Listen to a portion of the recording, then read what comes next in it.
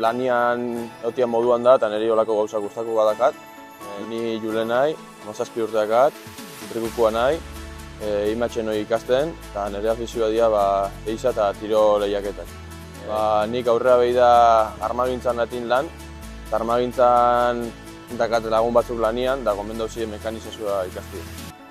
Nire atxitxa goi barkua da, eta orduan etorri ginen ateirik eta ikustia IMH asko gustau zaten, bertako makinak eta instalazioak eta orduan IMH aukera hona. Oso gustora, esperotakoa baino gustorugo. Azkenian lanian egotian moduan da, eta niri olako gauzak gustako badakat.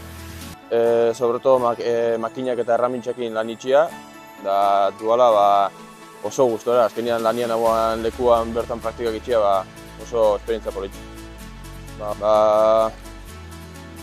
Ikasitxako gauzak praktikan jartzia, sobretodo, niri hori asko gustatzen zat. Azkenian teoria ikasi bai, baina gero praktikan oso gustora.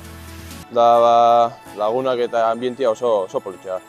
Bertan imetxen goi maila ikasten hasti. Eta gero denbora librian lanian aritzi. Nik gomendau itxeiot, sobretodo ikastiak ostatezakon pertsona bat, sobretodo.